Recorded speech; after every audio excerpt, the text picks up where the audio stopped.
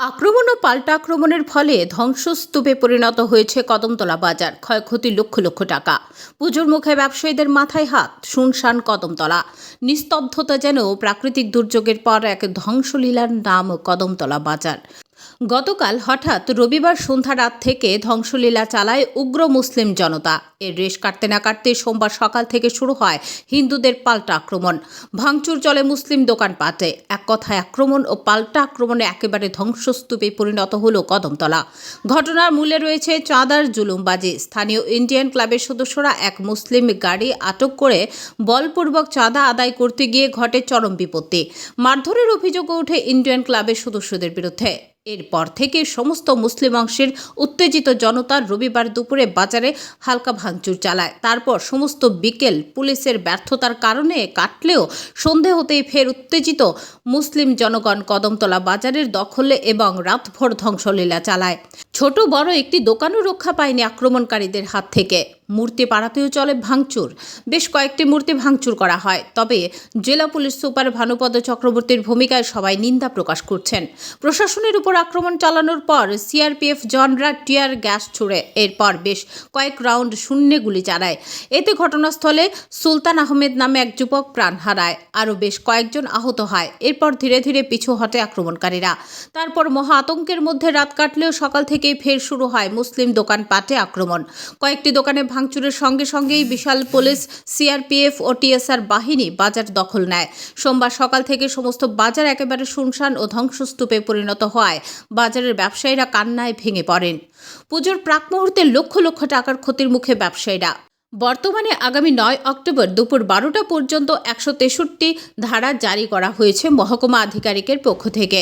বর্তমানে Northern IG GS রাও, মহকুমা শাসক, জেলা শাসক দেবপ্রিয় বর্ধন সহ অন্যান্য উচ্চপদস্থ আধিকারিকরা ময়দানে রয়েছেন। Better health situation is much under control. We have one full company of PSF doing flag march. We have 300 PSF personnel deployed on the ground and things are under control.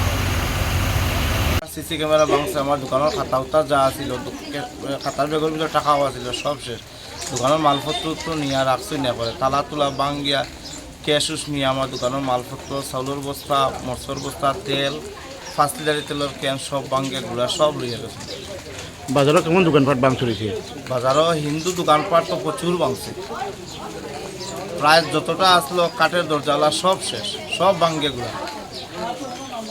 প্রশাসনটা জানাইছেন নি আপনারা? প্রশাসন তো সামনেও তো এই কাজ হয়েছে। প্রশাসনের বিরুদ্ধে কি কইবা? প্রশাসনের বিরুদ্ধে আর কি তা বলতাম, যেটা সঠিক যদি তারা পদক্ষেপ নিত তাইলে এই অবস্থা কোনো সময় হইতো না। কারণ দিনে 11টার থেকে এই ঘটনা আরম্ভ হয়েছে আস্তে আস্তে, কিন্তু প্রশাসন যদি সঠিক ব্যবস্থা নিত তাইলে হয় না। এর আগরবারও যে ঘটনা হয়েছে, যদি এটা সঠিক ব্যবস্থা সাথে সাথে না হইতো তাইলে হয় না। কিন্তু প্রশাসনে সবসময় একটা দুর্বলতা দেখা যায়, দুর্বলতা যার লাগিয়ে এই ঘটনা ঘটছে। যদি এটা সঠিক সব সাথে সাথে যদি কোনো ব্যবস্থা না হইতো তাইলে এই ঘটনা হয় না।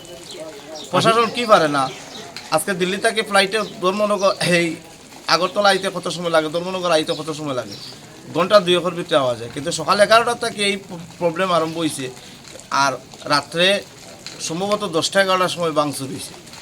দিনের বেলা হালকা টুকটাক হয়েছে, কিন্তু যদি সঠিক পদক্ষেপ নিত তাইলে এই অবস্থা হয়নি। রাজ্যের মুখ্যমন্ত্রী তো স্বরাষ্ট্রমন্ত্রী, তাই না কাছে কি আবেদন থাকবে আপনাদের? আমরা যে ক্ষয়ক্ষতি হয়েছে এটা আমরা বাজারবাসীর উভয় সম্প্রদায়ের যা ক্ষতি হয়েছে সব দেওয়া লাগে এবং পুনরায় যাতে এটা শান্তি বজায় থাকে এই ব্যবস্থাটা নেওয়া লাগে। কারণ এই যারা দোকান ভাঙছে এরারও এমন অবস্থা ভালো না, একদম শেষ। আজকে আমারও যে দোকানের যে ক্ষয়ক্ষতি হয়েছে 5 লক্ষ টাকার উপরে ক্ষয়ক্ষতি হয়েছে, এটা যদি আমি না পাইতে আমার শেষ। এবং আমার যে লাগা দোকানের যে অবস্থা দেখো, এটা অবস্থা খুব খারাপ। ব্যুরো রিপোর্ট, হাল্লা বল।